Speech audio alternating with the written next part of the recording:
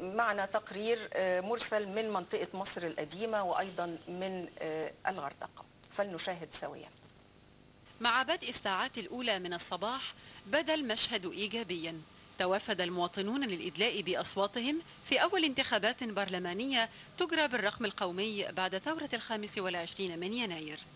في الدائرة الرابعة والتي تضم السيدة زينب، مصر القديمة، الخليفة، المقطم ودار السلام، بدأت المعركة في واحدة من أعلى مناطق القاهرة كثافة من حيث السكان، حيث يتنافس 122 مرشحا فرديا و15 قائمة حزبية.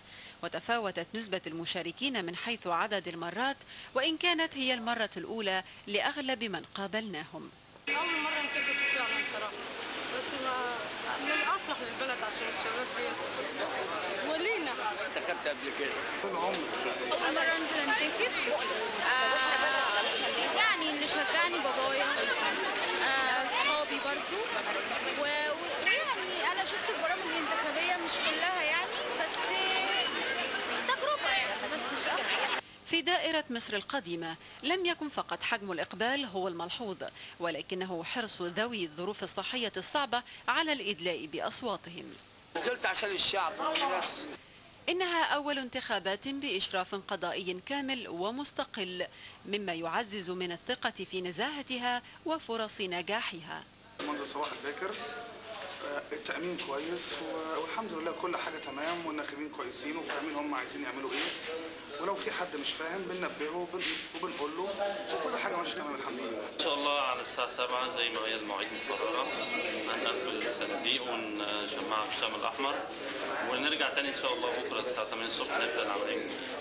ولم يغب مندوب الأحزاب والمرشحين عن المشهد، فلا تكاد تخلو لجنة من مندوب أو مراقب لمتابعة سير العملية الانتخابية. في إيجابية من شعب مصر كله الحمد لله السنة دي، والناس من 7 الصبح واقفين في اللجان. بالنسبة للقضاء لا الحمد لله ميسرين جدا. الكل أشاد بحسن التنظيم والتأمين الكامل لعملية التصويت من جانب القوات المسلحة وقوات الشرطة التي حاولنا الحديث إليهم ولكنهم رفضوا بشدة.